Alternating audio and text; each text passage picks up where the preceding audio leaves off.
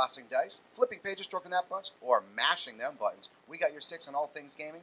And while we have your attention right now, do not forget to hit that bell button right there in our subscribe section, so that way you can get informed of all the times that we put everything up there, all our content. You'll get a nice little notification. It pops up.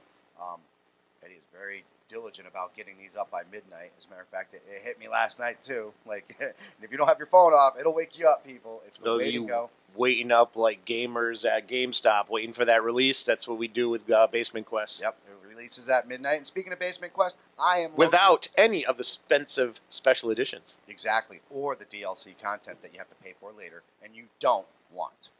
I am Loki, Michael Smith. This, to my right side, Eddie Jakes. And we are Basement Quest, as always, bringing you the hottest, funnest, greatest things of gaming.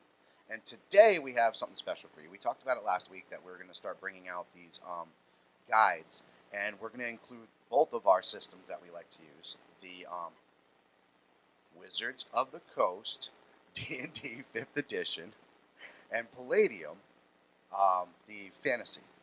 Yeah, it's technically a second edition. Second edition at this point. Because there was one edition before in which I played briefly, and it was before they actually got into SDC. It was strictly a hit point system. I remember that. Yeah, now it's... And it just kind of felt weird because Palladium's always been about an SDC system. Yeah. You know what I'm saying? So that came much later. Yeah, to kind of pull that out and not have that be equivalent of it, and you're used to it. Especially like we've already talked about with because we jumped in with Robotech and TMNT. And they already had all that stuff, and then you go into this and there is no sign of it. And you're like, we start with Mega Damage, yes. if you think about it, because the Veritechs were Mega Damage. That's true. So we touched on it a little bit. But we're here, second edition Palladium. We're going to discuss the different character classes. We'll start at the basics. Like today we're doing fighters. Yes. Or as Palladium calls them, Men of Arms. Right. Because there's different ones. And with Wizards of the Coast, there's different specialties, I think. And we're going to break it down. Now, keep in mind, this is our opinion. This is our thoughts on our process. And this is more aimed towards people that, say, have never used a fighter or are thinking about actually going to use a fighter from another class. We're not telling you how to equip this fighter. We're not telling you how to go about it. What we're telling you is the differences between the 5th edition and 2nd edition Palladium and how we feel would be the better route to go, including all the abilities, the feats, and stuff like that. To bring you up to date, you should watch our first episode, which was the big debate, Palladium versus D&D. A great one, too. We still have people commenting on So pause right now, watch that, come back, here we go. Now you're done. Now you're with us. Here we go. Now we're going to actually go class by class, and we're not debating really. We're going to talk about strengths, weaknesses, and how we like to play. Right. And some of our players use these characters because I think we got one of the most diverse gaming groups as far as character classes. Oh, it's absolutely. Great. So character classes, races, everything. I mean, it's a great group, and and if you guys don't have that, I suggest it. Diversify your group. Go out of your comfort zone. If you always use the mage, go out of your comfort zone and pick up a fighter for once, or a thief. Play a gnome. Yeah, there you go. Somebody, if you're go used for to it. being these big things, try something different, man. It always makes it fun, and you never know. You might just get a new character that you love so much that you never want it to end, and it becomes your new favorite character. It's just how things work out sometimes. So the fighter, as we all know, or the man-at-arms, is pretty much your front runner. He's the man that stands on the line. And the one thing that I got to say that I love about the 5th edition D&D is they actually diversified the fighter so well now that it's pretty much one of the more powerful classes. Number one, you have more ability score bonuses than any other class out there. Number two, you have more abilities or more access to feats and stuff like that, making you also a more efficient fighter out there.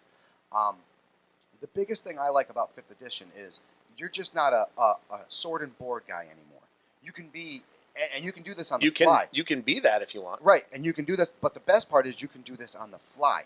Because of all the weapon proficiencies and everything that's granted to you with all these feats and everything else, you can literally be a sword and board 1 minute, and then the next fight, pull out your two-handed sword or something like that because you'll have the proficiencies in it. Or if your ranger just isn't stacking up to count, and you threw a couple things into your bow, now all of a sudden you're Aragorn freaking throwing things out from a distance. So the fighter class has really jumped up a lot from what it used to be. It used to be just like we said. It used to be a starter character. Bingo. Sword and board, you'd be on the front line, hack, poke, block, hack, poke. No, it's beyond that now. Palladium?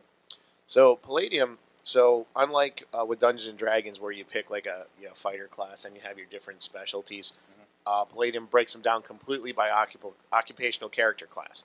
So, for example, one of the first men at arms in the book is mercenary warrior.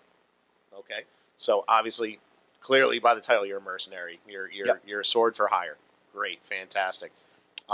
It's a lot more raw than a more refined fighter, but you have a lot more opportunities for you to earn money and treasure that way, because obviously everything you do is going to be for a paycheck.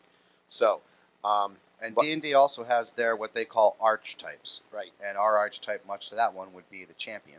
Yes, exactly. So, this character class, among all of them, has like I think I'd have to do a little more research, but I think it has the least available skill set, because you're basically it's obviously mostly combat centric, so there's very few scholastic skills available. But you start with like 200 gold, and you just have a small shield, dagger, or whatever, and then obviously you can work up to get more when you start level 1. But right off the rip, I mean, you might be former militia, you might be former Royal Guard, and you just decided that working for the man just isn't for you, and now you're working for yourself, and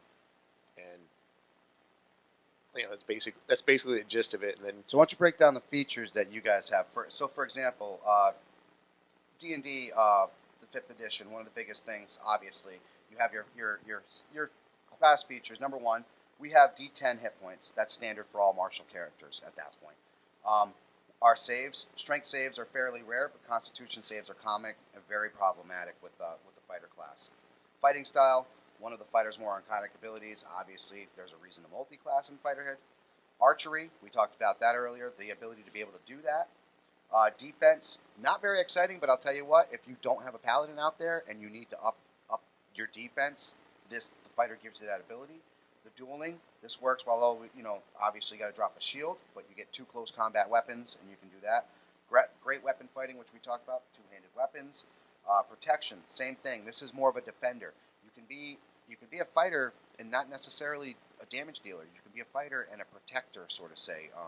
So you have your ranger over here, and you want to protect him, so you stand in front of him.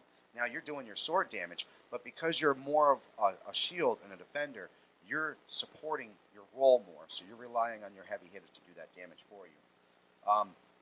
2-weapon fighting, which we obviously talked about. One of the biggest things that a fighter has in D&D now, 5th edition, is their second wind. And I'll tell you what, it's a pain in the ass as a DM, because I have 2 fighters on our team right now, and they do this a lot, the second wind. It's a bit of healing that can be very helpful. What it is as soon as you get dropped down, you can pretty much just get right back up with a set amount of hit points. You have an action surge, which no other class has the action surge ability, and that grants you the extra attack. And Ed will tell you, especially now when we're getting up in higher levels and we have these 2 fighters, these guys literally can be taking about 5 to 6 whacks, depending on how well they do. The extra attack, fighters get more attacks than anybody outside of the monk, and we'll get to the monk later on down the line. But if you want somebody that can hit a lot and have a lot of options, this is where you want to go. And the last but not least, the fighter is indomitable. It's fantastic. Saves will always save you. In other words, you'll always have a chance. Plus, you have the ability to re-roll these saves later on. I think it's like level 3 you get to re-roll. So you get these bonuses really early, and a fighter, like I said, is beyond what it used to be. There's so much more, and there's so many more options that you can do now. We'll break down the subclasses or the martial archetypes right after we hear the Palladiums. All right, so every character class starts with minimum armor. Usually you get a choice of what you can do. So, for example, the mercenary can have a suit of chainmail, which basically all humans have an armor rating of 4. That's why anything roll 4 or under is a fail. So you start with a suit of chainmail, which gives you an AR of 14, has an SDC of 44. So the armor itself has a certain number of hits before it breaks. And then you're doing damage to the person itself. If you decide you want studded leather, it's got an AR 13, 38 SDC, but there's certain less speed restrictions, obviously wearing studded leather over a chainmail. Moving along, some of the special abilities you get, Like with a soldier OCC, for example, obviously you're military trained, so you're a little more refined. Your armor's of a higher quality. So Palladium, D&D. You have your basics. You have your standards. Like as soon as you pick a fighter, you know you're getting more attacks. You know you're getting better defense. You know you're getting the second wind. But if you take these archetypes, you get the bonuses included. With Palladium, there is no, hey, here's the fighter and here's the starting bonuses of the fighter.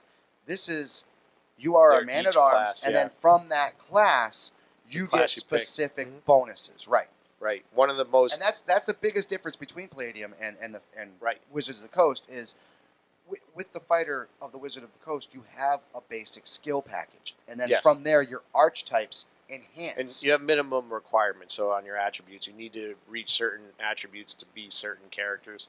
And so that was the other big thing about 5th edition. Like I said, you have ability schools, like bonuses, big time. Like, big time. And I don't know how Palladium does that in Corporation, but it almost kind of like coaxes you to coming on to being that, that fighter. It's like, hey, come to the fighter side. We have lots of attacks. Well, with Palladium, it all comes down to level and comes down to your fighting style. Right. So your combat, your hand-to-hand. Right. So your hand-to-hand basic, your bonuses as you go up are obviously going to be lesser than if you were hand-to-hand expert, or I think they're hand-to-hand assassin. So there'll be a lot of difference. Like I think with hand-to-hand assassin, you can actually get a death blow. Eventually, get death blow at like an 18. I do remember that. Yeah. So, and one of the really cool things I've always liked about Palladium is they do have Ranger, that is a man of arms. Mm-hmm. However, they have a class called Longbowman, which is superior, bowmanship. Right. So for example, Legolas could be a Longbowman. Right. Let's break down the Longbowman, because I have in one of my martial archetypes the Arcane Archer. Mm-hmm. So let's compare these two archetypes. Yep. And so the first thing with the D&D, obviously the Arcane archetype, it's the concept of the original. You remember the original D&D cartoon where you make those arrows just appear out of nowhere? This is the same idea. Yeah. So he's skill and proficient in one of two excellent cantrips, which cantrips always, you don't have to waste any time on. These aren't like learned spells. They constantly go off. Arcane Shot, powerful and versatile ability. You get to use 2 uses between short rests, and you get an ever-ready shot at level 15. Now, obviously, level 15 comes on later. But the idea of these are you have these trick shots. Banishing Arrow, take the target out of combat for 1 round. Beguiling Arrow prevents the target attacking one of your allies for 1 round. Bursting Arrow, obviously it explodes, bursting. Enfeebling, you bring down their constitution, it makes it easier to hit them. The Grasping Arrow, it's like tentacles coming up from the ground, trying to grab you. Piercing Arrow, obviously pierces armor, does more damage. Shadow Ammo, excellent way of incapacitating ammos who are outside of your reach, ranged or spells. Seeking Arrow, I like this one. Ignoring cover, such as, the nice thing that guy's sitting behind there. You can literally shoot this arrow out and it'll go fine, homeboy. Magic Arrow, we all know about those, always hits. Curve Shot, so if you miss your first shot, you can redirect it and the shot will actually come back again. Ever Ready Shot, now you can afford to use your signature ability on every encounter, and of course your signature ability is the Improved Shot, and that's you get to deal 1d6 or 2d6 more damage depending on the ability that you use and target. The thing with the Longbowman, so there's like some inherited magical abilities with this the is Arcane like an Archer. Arcane, right. With the Longbowman, it isn't necessarily the case. However, as a Longbowman, obviously you get, like I said, you get superior bowmanship. That gives you a rate of fire with the longbow that goes up at almost like every level. So you start with 2 shots, then you get another one at 3, 4, 5, 6, 8, 10, 12, 14. So you potentially could be up to, looks like 16, 17 shots. Wow. With a longbow. You get a special, you get superior range with a longbow. So having weapon proficiency, longbow will give you a certain range. The Longbowman gets 700 feet plus 25 feet per level of experience. So also, and this is a cool thing that look in some of these OCCs in general, they'll give you some information about how other character classes are affected. So the Longbowman is technically the only class that can fire a bow from a moving horse. So yeah, any other character that's trying to shoot a crossbow, or bow of terrible quality from a moving horse will actually get their pluses halved. Right. Whereas a longbowman, it's like Legolas. Right. Right. You know, Yes. from Lord of the Rings, he's just pew pew pew. That's basically what he is. He's a longbowman. However, and this is neat too. And this is one thing I like about Palladium, because certain classes have pluses and minuses. There is a minus that if a longbowman picks up somebody's shitty bow, their bonuses get cut in half. So if, let's say they escape from being captured, whatever, and it's like, oh, there's a little crossbow here. It's not as simple as you picking up that crossbow and you're John Wick. Right. You're John Wick in the fantasy world. Right, No, right. your skill level is going to be diminished, because as a longbowman, you've been groomed to use the best, shoot the best, Right. and anybody who's ever practiced a musical instrument or anything like that that's shitty, No. it affects you. Right. Right. So, so that's really cool. And like I said, they do have a ranger in here, but the ranger isn't so much like groomed in this game to be like an archer, unless you want it to be. It's more of a hunter and tracker, Right. kind of class. And I mean, Right. that's So basically you long got and a short nice- of it. The bonuses of these characters are more physical. There's not much magic, Right. unless you could score magical items. Oh Sure. yeah, absolutely, absolutely. Definitely. And that's something else we'll get into later on. But no, this is just your basic guide of what to look forward to, and to help you with some of these subclasses or these OCCs, and with us, these Especially if you're archetypes. coming from one game to another. So I see you have Knight right there. So let me go ahead Oh, and yes. let me go to what we have closest to the Knight, because actually I should have done another. Arcane and Longbow kind of worked out pretty good. We have a Cavalier. Now, if you can convince your DM to give you a horse to follow you wherever you want to go, Cavalier is the way to go, my friend. Yes. If you just want to amply stare down your enemy, the Cavalier has some of the most incredible advantage tactics and disadvantage tactics out there. You want a fighter that's going to stand on the front line, the Cavalier is going to do it for you. Let me tell you what. The Cavalier has incredible charge. They can hold the line. They're valiant. There's a lot of different things they can do, but also keep in mind, you're on a fucking horse, right? You're on a goddamn horse. So there's only so much you could do in horses. Don't plan on going on a whole lot of dungeon scrawls, because it's going to be rough for you. But if you do keep in decide mind, to go that, the knight wasn't really meant for dungeon crawls. If you really look at him, he's a exactly. noble warrior. He is. He's supposed to defend the kingdom. Exactly. Bonus proficiency, free skills. So you get a free skill or language. Added on to what we said already before, as a fighter, you already get skills just for picking the fighter. Now you pick this subclass and you're getting even more. Born in the saddle. It's difficult to know how often you need to make a savings throw in the saddle. Arguably, if you are able to save, you're able to make multiple saves. So essentially, it's really difficult to pull you off of this horse. It's very hard. You have multiple saves to constantly keep you on that horse. Unwavering mark. It's pretty much a taunt mechanic. It makes it difficult for your foes to attack your allies. They have to come at you. It's essentially a provoke from like your Final Fantasy games and WoW and shit like that. Warding maneuver, similar to the protection styles. What this does is it requires you to take your reaction to force their reaction. Once again, it makes the enemy come after you. The Cavalier is probably the biggest tank class that they have out there. If you want somebody who's going to stand on obviously, hold the line. Considerably better than the first feat, and it pretty much you're allowed to use your wards or protecting styles. Even gets better if you extend it past that 5 feet. Obviously, the higher up you go in levels, the more you're going to do. He's a ferocious charger. First, your mount counts as moving, so you don't have to do your own movement. Second, your mount can dash or disengage and put distance between you and the enemy like that. So you're a very good hit and run specialist as well. Vigilant Defender. This is the last thing that they have for their final ability. And this pretty much solves the whole defender problem that you have. If you really want to have that hold the line guy, if you need that defender, you go with this Vigilant Defender. The Cavalier, like I said, is one of the most tanky classes or archetypes out there. You want somebody who's going to stand. You want somebody who's going to stare down your enemy and not fucking move. This is what you go with. Okay, so I love the knight. I've never played one personally, but the knight's got some interesting things. So first of all, like you talked, the way of the horse. They are probably the best horsemen in the game. Absolutely.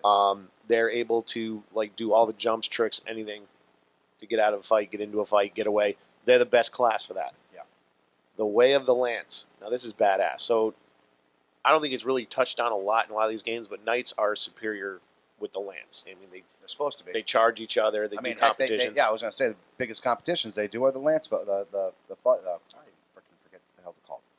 Joustings. Thank you.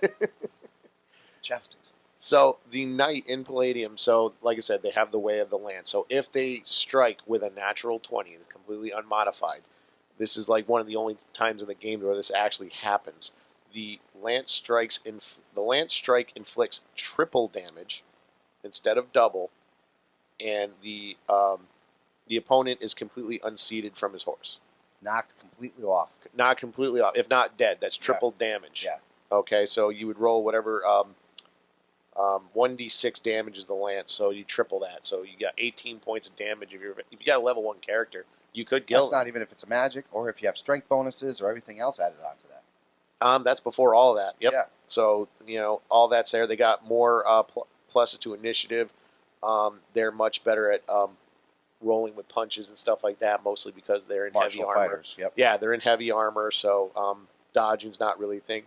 One of the cool thing about knights in the Palladium system is where you come from is important. Yes. So, if you're from nobility, whether or not you're just from a respected family, new nobility, so if you're like a new kingdom and you're a new knight, or if you're a peasant, like your background is actually very important because knights were very educated people. Yes. We're talking the creme de la creme of warrior class. Exactly. Obviously, very militaristic. Mostly, like you mentioned earlier, they're out there to defend the castle. Exactly. For kingdom and glory. Typically of good alignments with obviously some, outliers. Obviously, the kingdom could be evil. Yeah, absolutely. Willow. What's his name? Exactly. General Krug, right? Craig? No. Kale? Kale. Yes. Kale. I love that. I had a character with that mask. Dude, that mask was badass, dude. But he was in all intents and purposes a fighter. He was a general. He was battle master. He was. Now, of course, being a knight, there is a certain code of ethics. Yep. And this is what a lot of people get turned off from being a paladin, from being a knight, from being a cavalier. You do have to follow by code of ethics. Because, as a DM, as game masters and stuff, you need to penalize characters for not playing their character. Exactly. And to the point where, you could even say, bro, you should really consider it a new character class. Yeah, really think about this. You're not playing it out. You're playing not at night. If you're breaking into people's houses and stealing the silverware, you're not playing a knight right now. You're a fighter thief. So the code of chivalry, I won't list off everything, but to live one's life so that is worthy of respect and honor by all, fair play, nobility, valor, honor, courtesy, loyalty. That's basically it. Just those 7 code of chivalry. There's just 7. You have to play that in character. Yeah. Or you're not going to get the XP you want, or you could even be penalized. So you have, it looks like you have Paladin next, which is weird. Yes. Because Paladin is usually its own. It's its own class in Dungeons and Dragons and Palladium. It's part of the Men of Arms. And it's weird because, like I said, I will be breaking down Paladin eventually, and even Paladin has like 7 archetypes that you can go from. So just to see one Paladin on here, it's kind of like, I think that might be the downside of Palladium right there. You have an ability maybe to make. It's probably the only Men of Arms class that could be considered magical or at least spiritual. Obviously, it's a religious order. So I'll go with I'll take Champion because Champion is a very it's simple and effective. If you want to Champion, pretty much you improve critical hits. You have higher rates to heal themselves later on in life or in levels, and you constantly can free up half your hit points and put it towards damage modifications. So as a champion, you have a really good chance of doing a lot of damage and hitting a lot of times. So it's a different type of skill set. So critical hits are huge in D&D. We all know this. We all love it. And this doubles your chance of getting one. And not only that, this is one of their first abilities. So the more levels you go up, the more chances you have of this quote-unquote improved critical hit. At a higher level, you have a chance of actually almost getting a critical hit every 5 shots. Now, it's not a big... you're talking 10%. You know what I'm saying? 10% critical hit. So it's not always on your favor. However, when it does hit, you have that chance of actually getting that critical hit, and that starts early. That starts early in your level. The remarkable athlete, half proficiency in acrobatics, athletics, sleight of hand, stealth initiative rolls, and several other ability checks deciding on what you chose for your character. That's half of it. That means instantly you're passing almost every modification that your DM's trying to throw at you. He's like, oh, you want to try to do that backflip over that guy? Boom, this is the number. You take that number by half, and now you roll it. So he's saying a DC of 25, now it's a 13. That's pretty fucking impressive. You know what I'm saying? Oh, yeah. Additional fighting style. Most builds only have the one thing, you can do. The champion has multiples. Superior critical. This is a huge critical chance, especially with as many attacks as a fighter can have. So once again, you're improving now. If you go this route, you're improving the basic critical to a superior critical. So now it's jumping it from 10% to almost 20% every time you're trying to do it. Not bad. And last but not least, survivor. Constant healing makes second wind largely obsolete, and you can keep your fighter almost indefinitely on the battlefield. So he, unlike all the other fighter classes, they have their own with second wind, like we said, it comes back. You've seen it happen many a times where these guys have, I'm using second wind. Fuck you, bastard. But it's helpful. Now, this guy not only gets a second wind, he gets an improved second wind, and then something else on top of that. Talk about being able to stay in battle. The champion, if you want somebody that has the ability to hit a lot of criticals, has the ability to stay on that battlefield for you, and also has the ability to change up any way it wants, the champion is the way you want to go. And looking at the time, it looks like we are going to have to take a quick minute. And quick minute from our sponsor. For our sponsors, and we'll be right back.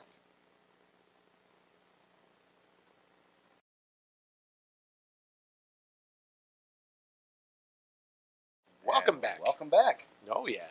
And you're gonna break down the Paladin. All right. Yeah, we're gonna take a look at a Paladin. Paladin is also considered a man at arms. Yeah. So we're actually now just noticing that this guide, albeit when I do a Paladin guide, it's going to be pretty much strictly a 5th edition Paladin guide, because the Paladin, as you can see, is right here. I think the Wizard and there's some priest OCCs and stuff I guess can touch on. They consider them under like Men of Magic. I was going to say the priest is more like the cleric, some of these aren't going to match up perfectly. So Palladium considers anyone who uses weaponry a man at arms. Man at arms. Right. So even though the Paladin, obviously in 5th edition, has been its own class for so long, it has been absolutely. So Palladium, it's still its own occupational character class. Like obviously you're just a Paladin, but they consider them men at arms classes. Right. So probably if that wasn't made clear. But the Paladin's an interesting character in the sense that even though it doesn't use magic per se, obviously it's a religious group and they do have some, they're very in tune with their gods and so forth, and they're religious warriors. Like we brought up with the knight, if you can't follow vigilant and valiancy, don't pick the Paladin. No. We have had many player characters throughout the years choose the Paladin race and then absolutely destroy the name of Paladin. Believe me. Yeah, there's some similarities between the Paladin and the Knight in the sense that obviously they're good with a lance and they're good with a horse. I believe the Paladin differs in the sense that I think the Paladin can do this all with full plate armor, where I don't think the Knight can. Let me just double check that before I'm giving you folks bad information. Oh no, they can do it with full plate armor. Okay. But the Paladin is unique that they can disarm a lance. Right. So, because they do know the way of the lance. So everything that a knight can do, the Paladin can do with the difference of instead of a natural 20 to inflict triple damage, they only need a 19. Okay. So a 19 and 20, the Paladin can inflict triple damage with a lance if you decide to use a lance. And the same thing, disarm and unseat opponents from the horse. The Paladin is unique in that they're one of the only classes that can channel their inner spirit, and they can deal a death blow to a demon.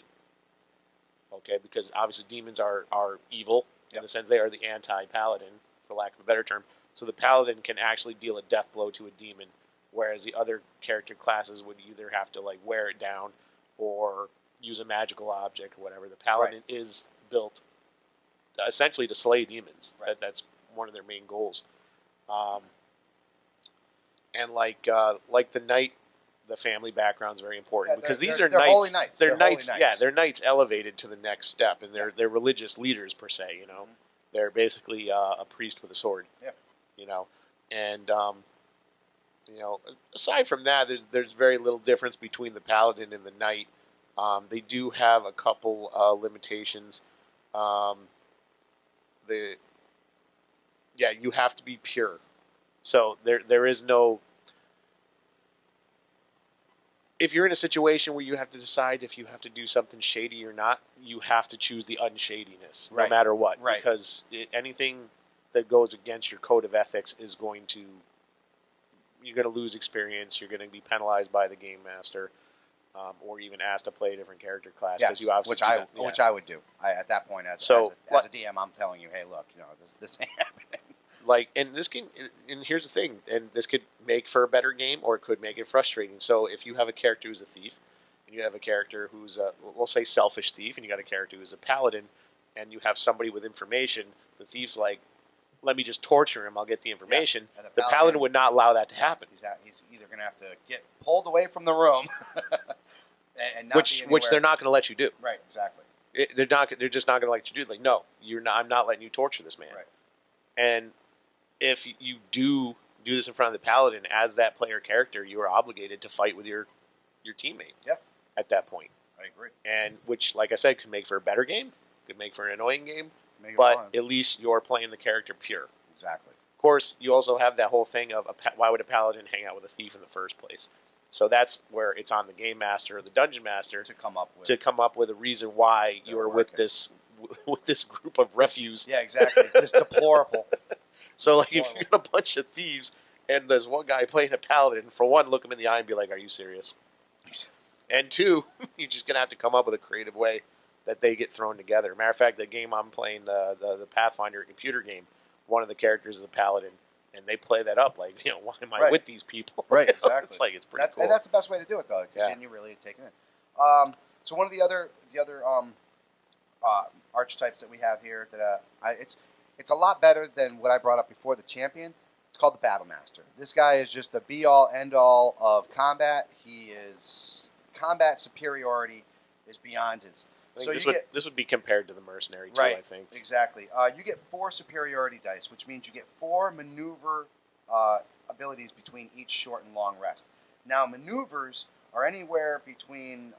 So here's your maneuvers. Disarming attack. You can obviously disarm an attack.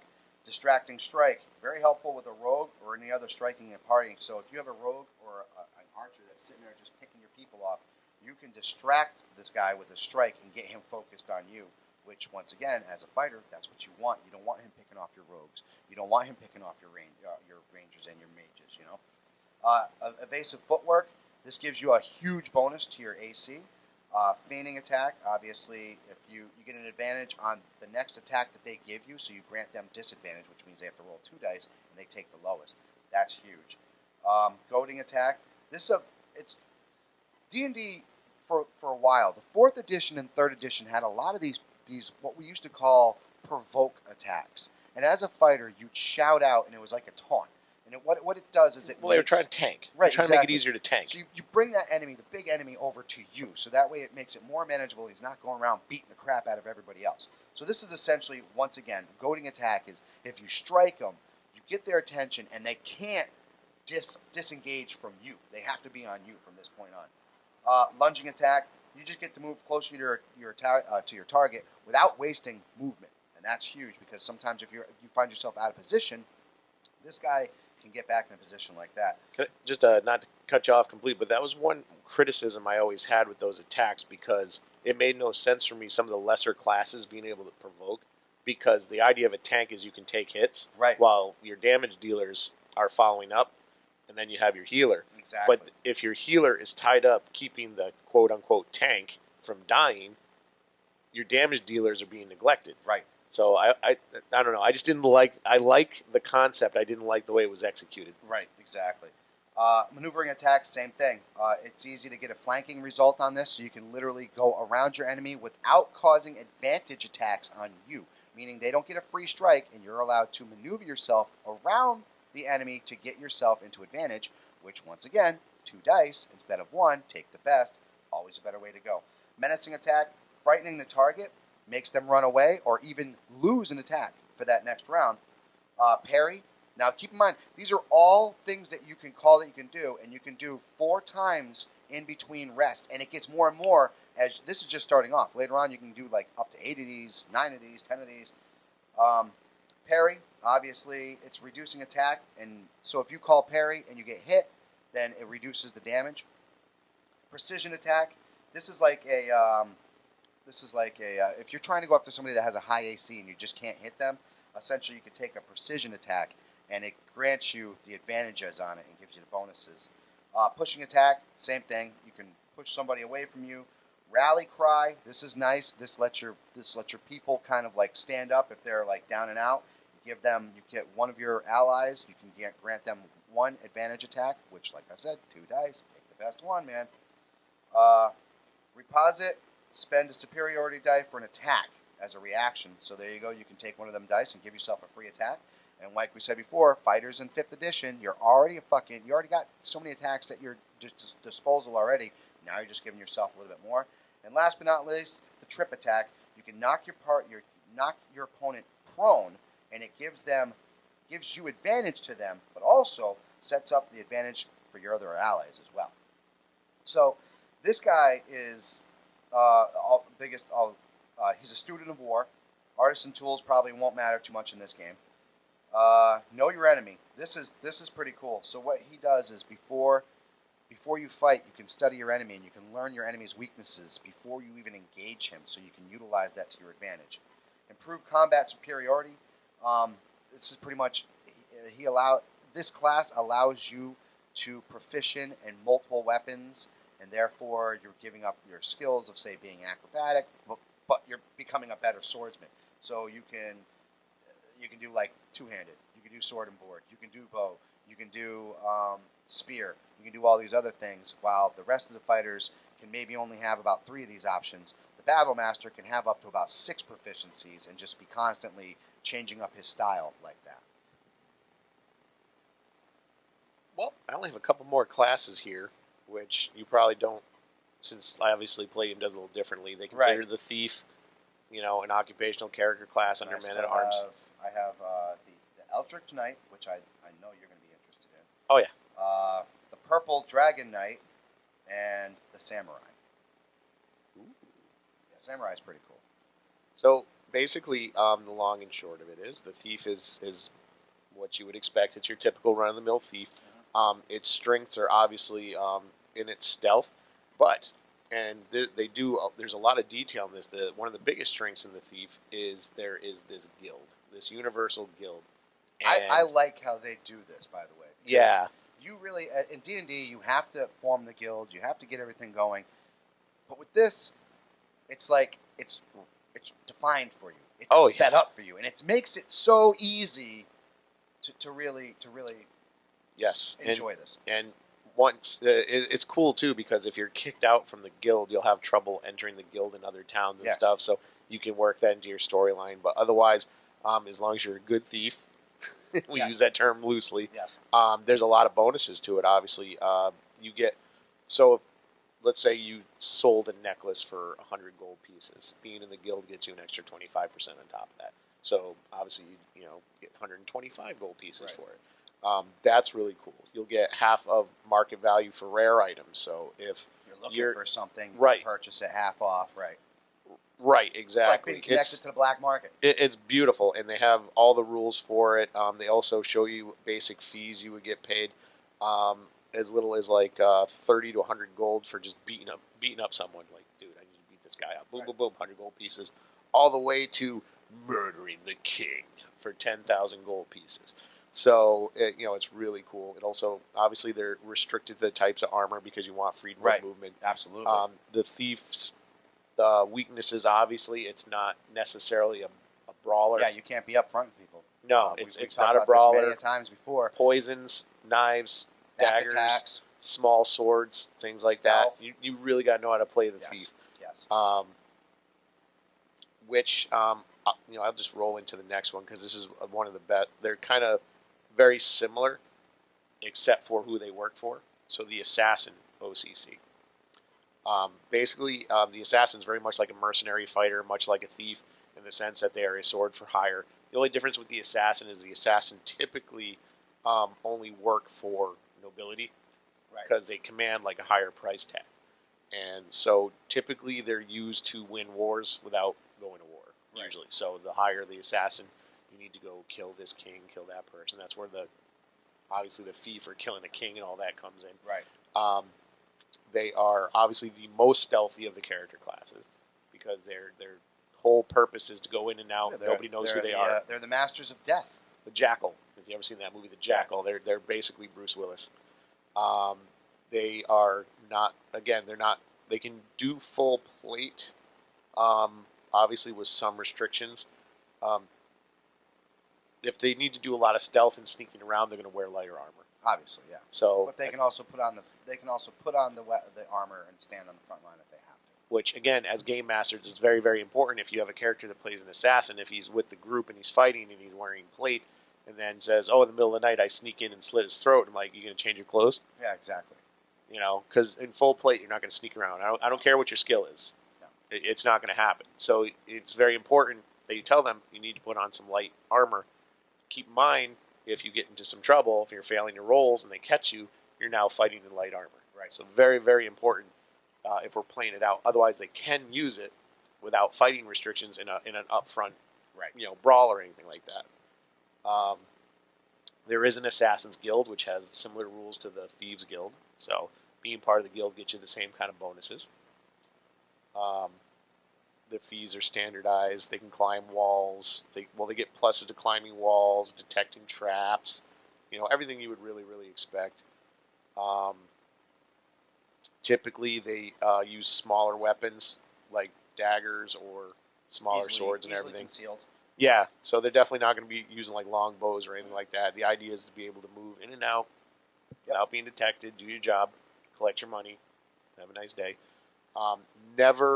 An assassin can never, ever, ever be a principled alignment. They're always in what's considered a selfish or evil alignment. They have to be. Yeah, they have no regard for life. Yeah, I was going to say you can't be a good or neutral character and have zero regard for life like they do. Yeah, so they have no regard for life whatsoever. Best way to sum it up is in Terminator 2 when John Connor says you can't go around killing people, and the Terminator says, "Why?" That is the assassin. Why? Exactly. So, really interesting character and some great art on there.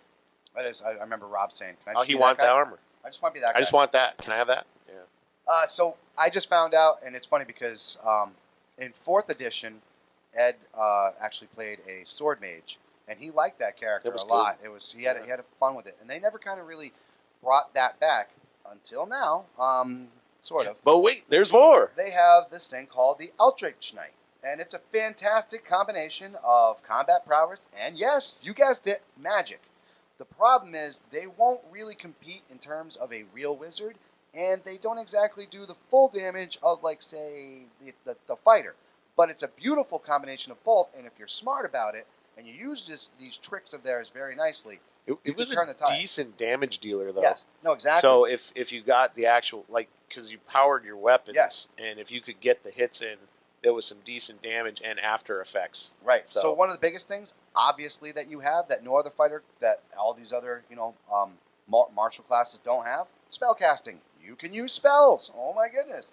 Spellcasting is what actually defines you as the Eldritch Knight. You're limited almost entirely to abjuration and evocation. Oh my god, I can't say that. Spells, but those offer plenty of options when it comes to work for the fighter, such as your bonuses, such as your negatives, take away advantages, fireball, grasping grasp, or shocking grasp. Grasping grasp. Write that down. Grasping grasp. I want that spell. There's also a whole other thing set up for war magic, so you have the ability to cast spells. Magical bond. This is awesome. You have a magical bond with your weapon.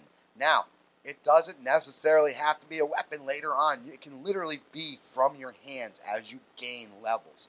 So you're talking at level 5, you can imbue your one sword with fire, and then you can literally have lightning coming from your hands, from your gauntlet, because that is your weapon right there. So it's situational, and it depends on what weapon you have in your hand and what you want to do at the time. And correct me if I'm wrong, too. These were all like, I think they were evocations, right? You didn't need ingredients? Yes. If I remember. Yeah, that was because that's always been my turnoff with Wizard of the Coast Magic is this collecting of ingredients, and when they used to memorize Try to everything. make it real. You know, they've always kind of, even Wizard of the Coast, back when they were TSR, they had that. You had to write the spells down, then you had to like waste certain things, and during your off time, you had to go get and you had to go get your ingredients and shit like that. So it's been in here for a while. A lot of DMs are really into it. Some of them not so much. You know, War Magic with the addition of the new cantrip Sword Coast Adventure Guide, the War Magic is better than ever. It actually includes Blooming Blade, Green Flame Blade in conjunction with the extra attacks. The War Magic does a total damage and a lot more than a regular fighter. The difference is, like I said, you don't get the multiple attacks that a fighter gets, but the ability to imbue your weapons with this War Magic makes you that much more powerful. You can Eldritch Strike. Since your intelligence won't be as high as real wizards, DCs can be a real problem, and posing disadvantage will make your spells incredibly more effective. So essentially what this does is you do an Eldritch Strike, and you enfeeble that person that you attack. So now when you do your spell, they have a disadvantage. So now they have to roll 2 dice, take the lowest to protect you against that spell. Probably not going to be very good on their things. Arcane Charge. This is as much as a movement as a dash action. You combine it with an action surge, and you get as much as you would expect for that. So you get an extra turn, your bonus action, and then you can pretty much take this charge and do it. Take an extra attack, take that extra movement, do whatever you want from there. And then last but not least, you got your improved War Magic. You can drop a huge spell, stab, and shoot somebody. So how it's explained, imagine this. You take Fireball, right? And you're facing off against this one guy. So, boom, you hit him with your sword, and then, boom, you hit him with a fireball right to his face. Boom, boom, just like that. With this class, or with this archetype, you're able to do that. Whereas a mage would just be doing spell. You can literally attack and then follow up with a magic missile, or attack and follow up with lightning, attack, follow up with a fireball. Pretty badass indeed. The Purple Dragon Knight, a.k.a. the Banneret. Back in 4th edition, we had this thing called a Warlord. The Warlord was probably one of the coolest classes. As a matter of fact, I made my NPC, the guy that helped you guys out, Xander. Yes. He was a warlord. Yeah. He was a warlord. What they did is they pretty much gave everybody around them, their allies, bonuses. So they'd have advantages, they'd have pluses, they'd have this, they'd have that. This is what this is. This purple dragon, this Banneret, is just that. He's essentially going to be this charismatic knight guy that gets your guys rallying going forward. Rally Cry. Doesn't do a ton of healing, but it's enough to get your allies, including unconscious clerics, back to their feet and into their fight. So essentially what it is, it's a second win for your whole party. So if you actually have, like, say, a cleric that's on the ground, he's down and out, you do this this rallying cry, and you get everybody up. You get them up with hit points, and they're able to go that round. They're not downed. They're up. They're up on their feet. Royal Envoy. Persuasion of the king on social skills, double proficiencies is a very long way to go, especially if your charisma isn't great. So if you don't have a great charisma, you have what's known as the Royal Envoy. So you have a king backing you. You have this power behind you. So you need some play. You just tell the DM, hey, you got to use my Royal Enclave there, buddy, and the DM will make it happen for you. Very similar with like the Paladin and the Knight, and know, some of the nobility rules that they had. So very, very similar. I love this one. Inspiring Surge. Use this on a rogue if at all possible. Rogues can sneak attack once per turn, not once per round. So they can, in theory, sneak attack hundreds of times if enough people actually grant them enough free attacks. So think about that. You can literally tell your rogue, so once a round he can do a back attack. That's like times 4 damage. That's what you want your rogue to do. So let's look at it. You get the right rolls, you're essentially going from enemy to enemy to enemy, and you could be slitting throats. Yes. Is essentially what he's saying. Up to hundreds. I mean, incredible. If it's set up perfectly, yes, this guy can essentially make your rogue a walking man of death. And then Bulwark. Reroll, save rerolls, fantastic, especially with mental health and other things to try to take out your allies in a fight. So this allows you to let all your allies reroll on advantage saves. Wow.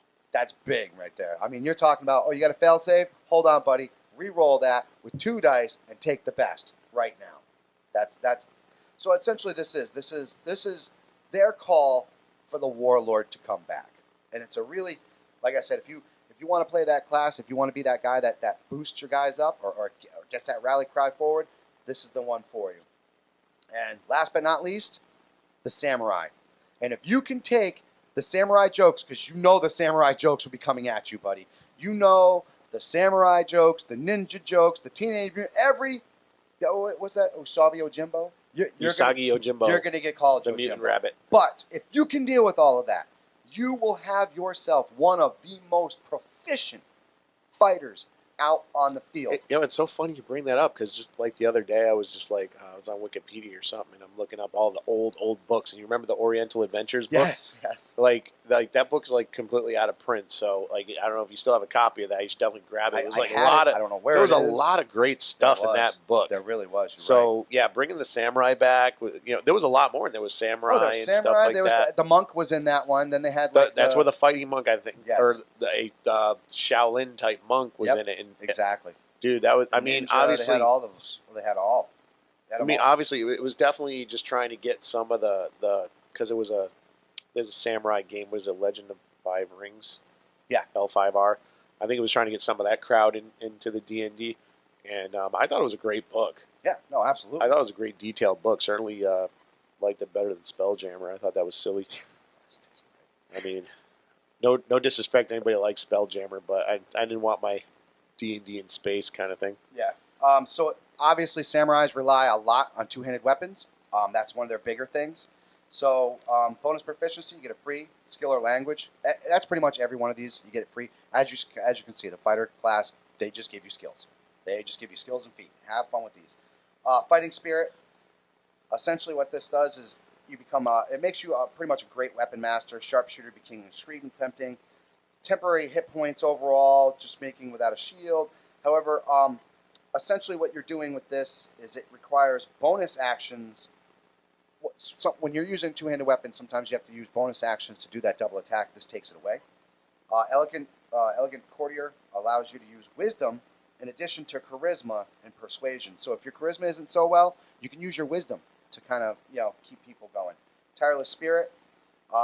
Pretty much you can come out swinging and do a shit ton of damage and not take any damage in attack. It's almost kind of like the opposite of the Rage Barbarian there. Rapid Strike. This thing is great.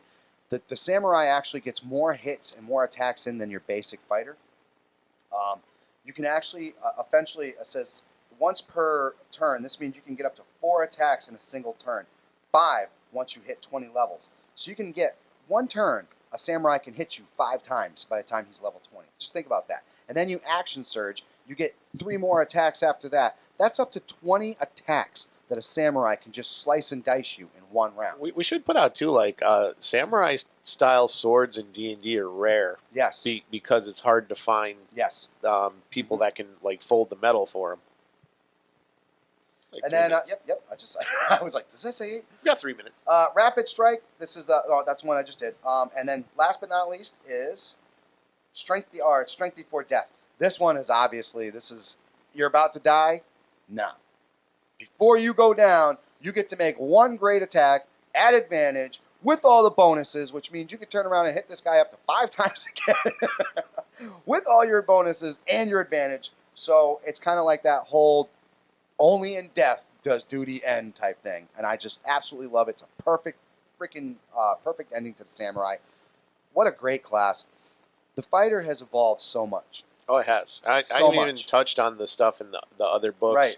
There's like swashbucklers, which are pirates, and other fighting classes. Oh, so we should have probably done that with the fighter, but we can bring those out with the other ones. We'll work it out. Yeah, those are Ventures in the High Seas has a lot more character classes to it. Like I said, but here's the thing with like Palladium, you have the samurai, it'd be easily to make a samurai style character in Palladium because they have the martial arts rules Right. in Ninjas and Super Spies, Mystic China.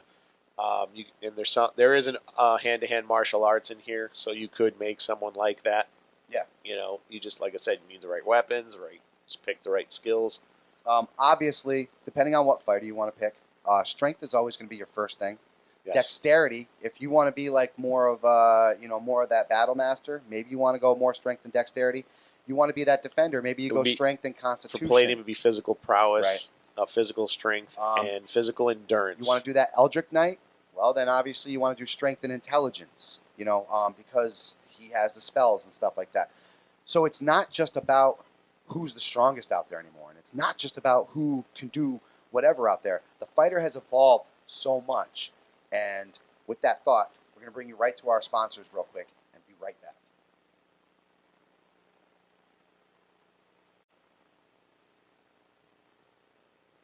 All right. Round 3. 4, 3, 2, 1. And welcome back. And we're going to wrap up this fighter's guide for you for both D&D 5th Edition and Palladium. Like we said, Palladium has it's a little weirder setup. We're going to fine tune this a little bit better down the road. Yeah, we have all these archetypes. It's on now. We have all these archetypes. Debate part 2. So I'm going to break down the races real quick and some of them that I feel like would be a really good choice for you if you decide that you actually want to go the fighter route. Obviously, the Arakara, which is those flying guys, they're nice because they have a bonus dexterity, but their ability to fly makes them a pretty cool fighter. The Asmira is very tempting for the Dragon Knights because they have the dark vision and they're already a charismatic race. Bugbears, they're strong. That's like a classic they're monster strong. race right there. Dragonborn, obviously fantastic to be a fighter. You get the strength bonuses, you get the breath weapon, so it's pretty much they're designed to be up close in someone's face. Dwarves, they've been fighters for forever, man. Let's be honest, Elves, used to be. We should point out that's all they were at one point. I think they were restricted to fighter classes. Yeah. Elves, their dexterity bonuses make them ideal for maybe a battle master or something like that. Maybe even like the Cavalier. But I don't see them taking on like the champion role or the Eltric too much. Maybe an Eltric might be suited for them. The Furbolg, which is one of the newer races, has extra strength, has magic abilities, but has the abilities to actually make it a decent fighter. So it's not a bad way to go. The Genocide, the Constitution bonus, that's always nice for your fighters. The Giths, they're okay. It's like your basic vanilla fighter. Gnome, once again, unless they're Eltric, an Eldritch Knight, I really wouldn't go with a Gnome. Goblin, same thing. You're giving up a lot, with your strengths and weaknesses. It's up to you. Like I said, it's your character to do. But this is your first time running a fighter. You want to use, say, Dragonborn, Goliaths, another one, tailor-made to be a melee monster, obviously. Half-elves, good choice because you get the bonuses of the human as well as the bonus dexterity of their half-elf counterparts. Half-orcs, fantastic for fighters and for paladins every single time. Halfling, once again, you're giving up your strengths for... those halflings are kind of like more of a rogue setup. Hobgoblins, same idea. Yeah, they're good fighters. I would say... Not very smart, though, I don't think. Right. And then, of course, last but not... the last ones I... Human, they're vanilla. You get all the bonuses. Kobolds, about the same thing. Lizard folks, they make very good fighters. And the Lacanaths, I believe those are like the stink people. And they, with their increased strength and both dexterity, they would make a good fighter, too. Orcs, of course. The Paxies, which are the cat people. They're kind of more druid, I would say. And, of course, you got the tieflings. The resistances to the bonus spells resistances would be nice, but I think that low strength will probably hurt you in the end. But that's about... and of course, you have all the Warforged and all the other ones from the different races that are just coming out as well. Anything that essentially that you want to have strength, dexterity, those bonuses, that's going to help you be a better fighter. Okay. That's it. So in Palladium, they break their races down by humans and their allies. Yep. Because there's a history behind those races, as they call them allies, and then they break them down by the monster races. I'll rush through them real quick. Humans and elves, pretty much, they can be anything. Yep. You know, those are your vanilla characters, human, elf. It doesn't really start to change till you get into the dwarf. So the dwarf cannot be a magic user in Palladium. Yeah, I remember that because they don't touch onto the They're- plain old wars or whatever. Yeah, because if in their mind, like the magic is it's not trustworthy. They have Right. a bad history with it, so they don't touch it. However, they can be clergy. Yeah, actually, So- that's more of like a Yeah. healing. Yeah. Yeah, they can. And They plus, can dwarves have always been known as clerics. I mean, heck. Yep. Then there are gnomes, which are obviously smaller characters. As far as OCCs, they can do any magic, clergy, ranger, mercenary, soldier, thief, or assassin. So they can be fighters, but they cannot be like the bigger ones. They can't be like knights and stuff like Right. that. Then we get into the monster races, and I love these guys right here, the troglodytes. Troglodytes. Troglodytes are a primitive race. Obviously, their OCCs are limited. They mercenary, soldier, thief, assassin, monk, or vagabond. They are like stronger because they are a subterranean race, so they would make a decent fighter. Yep. Not intelligent at all. You know, so you wouldn't get a lot of bonuses in that regard. You're not going to charm anybody at all. Not that fighters should. You charm with a battle axe to the face. Then there's ones we love, kobolds. Kobolds. Kobolds can be anything except a longbowman, knight, or paladin. Yeah, 'cause the bow is bigger than them. Exactly. Ah! And goblins. So yeah, goblins are pretty much what you would expect in any fantasy game. Their OCCs are limited to assassin, thief, mercenary, soldier, black priest, witch, vagabond, and the occasional psychic.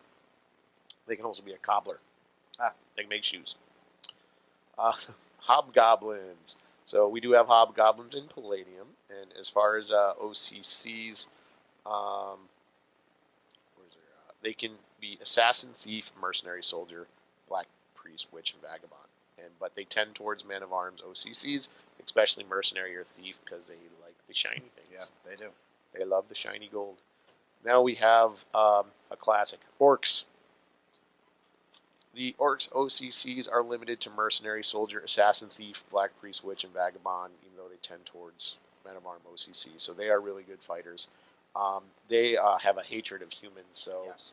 you know they're perfect. Long wars. That'd be an interesting if you have a group with an orc and a human. That would be an interesting little game to play. Right. And moving on, you can't have orcs without ogres. Of course. So we got the ogres now. I believe the ogres. They have no OCC restrictions. They can be anything. There you go. So there you go. They would make good fighters. Trolls, a race of vindictive, sadistic monsters who enjoy torturing their victims. Their OCCs are any except psychic, PCCs, and illusionist. They tend towards mercenary, fighter, thief, and assassin, witch, monk, or clergy. They're very strong. Seldom do they mess with magic. Right. Now, this is an interesting character. This is an exclusive to Palladium called Changelings. They're a race of shape changers.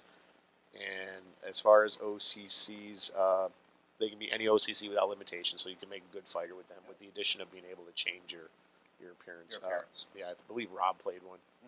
Mm-hmm. Another interesting race, the Wolfen, which is a wolf.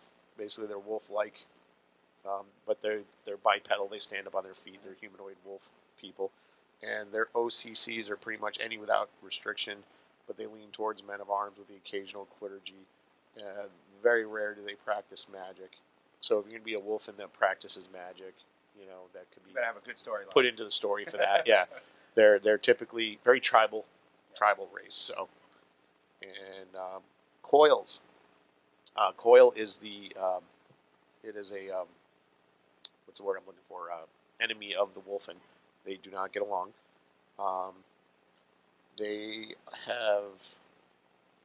can be any OCC, but they lean towards men of arms, particularly thieves, assassins, and rangers. So if you're going to play one of those three classes would be the one you want to do most. They also do vagabonds. most coils are too aggressive and lazy to study magic or scholarly pursuits. So again, if you're going to do magic, you have to have a good reason for it. Right. And other than that, we get into demons and stuff, but those aren't really player characters. No. So I'm gonna break down the skills real quick. We talked about skills and how as a fighter you get access to a lot more skills and defeats. These are some of the skills available to you as a fighter: acrobatics, animal handling. Obviously, if you're a cavalier, animal handling is one of the ones that you want to pick. Acrobatics, athletics, two different things. This is the only strength-based skill. Everything else is dexterity, charisma, history, insight, intimidation, perception, and survival. For the feats, now if you guys have obviously played D&D, you know that the feats are a big thing. One of the things We you love get to feats. do is you get to choose how you want exactly, and this makes your character become your own. In a sense, I remember Alex for his Dragonborn, he gave up ability scores to get 4 more feats, and that helped him out a lot. Alert. That's like, I don't think we touched on enough of this. So each of these have certain bonuses for certain skills. 5, 4, 3, 2, 1. Yeah, just like you said, a lot of people don't realize that you set this up and those extra attacks and making it yourself, making your character yourself is a whole. That's part of the fun. Oh, absolutely. That's part of the fun. You know what I'm saying? Absolutely. So, like, the bonuses give you, obviously, if you pick these certain skills, these are your extra bonuses for your character class. But ultimately, you got the freedom to pick and choose how you want to mold that character. Right. If you want, like I said before, you want to make a defender, then you go more towards that. That heavy armor mastery, the shield mastery, and stuff like that. I'm going to run down some feats. Now, keep in mind, these aren't all the feats out there because right now, 5th edition, I believe, has up to 300 or something feat. But these are feats that are just going to help the fighter class itself. Alert, like I said, you don't get caught flat-footed.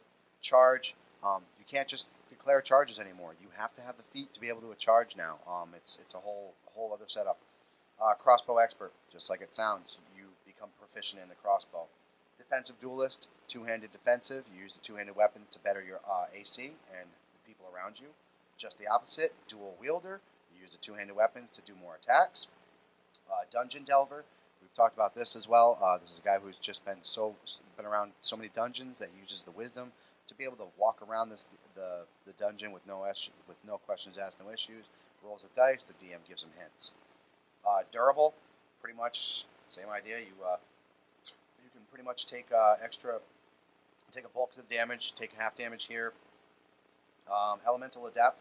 This is great for the Eldridge Knight because you want to be able to use the elements. Grappler, you have athletics. You can do things like pin, give combat advantage, grant all these other things. Great weapon master, heavy armor master, inspiring leader. This is going to be good for the Paladin. This is going to be good for that the purple dragon knight there. Lucky, we joked about this. There's only a few people I think that actually helps.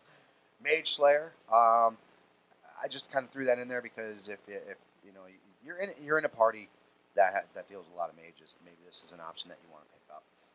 Like I said, and this is one of those things that you can mold your character according to not only just yourself, but maybe what you're going through in the campaign. Maybe your DM just starts throwing a shit ton of mages at you, and you're like, you know what? I'm getting that feat mage killer just to help me with this. Magic Initiate. Once again, it's helped the Eldritch Blast, who already is built for spellcasting. Martial Adept, the Battle Master Fighter, your champion. These are just going to give you your extra attacks, extra maneuverabilities. Medium Armor Master, Mobile, Mounted Combat for the Cavalier.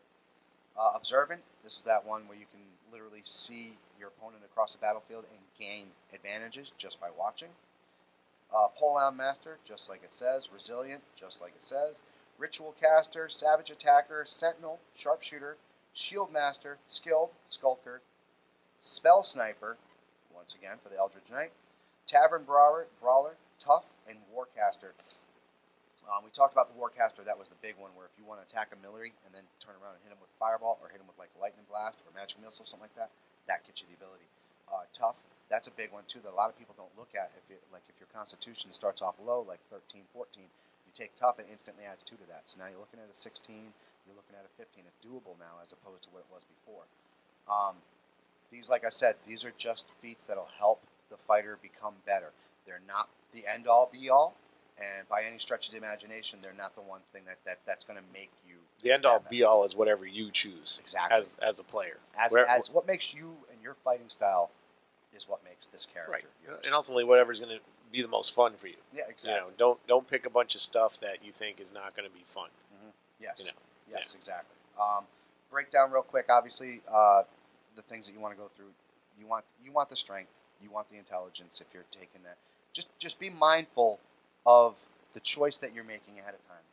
If you want a martial fighter, if you want the blade master or the battle master, it's called, you want to be more strength and dexterity. If you want to go with the Eldridge Knight, you want the strength because you want to be hitting, but you also want the intelligence because you want your spells to have some juice there too. You know what I'm saying? And real quick, we'll go down the Eldritch spells real fast. Your cantrips, and these are the ones that can go off all the time. I really like the cantrip idea. These are the ones that you don't have to study the night before and blah, blah, blah, blah.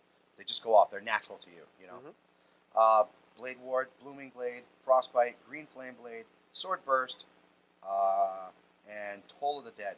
This one is 60-foot range. Damage is measured D12s, and since it's necrotic damage, almost nothing will resist it. That's nasty. That's a cantrip, dude. That's a cantrip for crying out loud. First level spell. Absorb Elements, Burning Hands, Earth Tremor, Magic Armor, Magic Missile, Find Familiar, Protection from Evil Good, Shield, Snare, Thunder Wave, Witch Bolt. Second level spells. Agonar's Scorcher, Enlarge Reduce, Magic Weapon, Earth Grasp, Misty Step, Scorching Ray, See Invisibility, Shadow Blade, Shatter, Snowball Storm, Warding Evil. Third level spells. Counterspell. I can never tell you the importance of Counterspell and Dispel. If you don't have this on your team and you're facing wizards, you are just asking for trouble.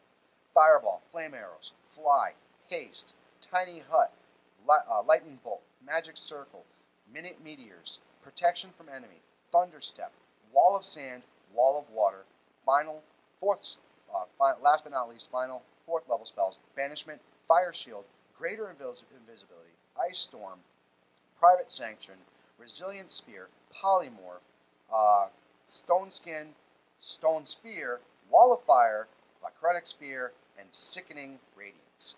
Now these are, like I said, I really like that they brought back this, what we called the Sword Mage from fourth edition. I'm really glad it was an Eberron class. Yes, exactly. So, yeah. Exactly. And this is the same idea with this. This is the Eldritch Knight, and they incorporate both the martial fighting style and the magic fighting style. One of the more exciting classes that the fighters come out with a little bit. We broke down all the ones. Cavalier, I mean, like I said, it's one of those ones where it really depends on the campaign. You know what I'm saying? So it's really rough. If you really want to have fun with the fighter class in the D&D 5th edition, I suggest the Eldritch Knight. If you like to play with fire and you like to play with spells, that's one way to go.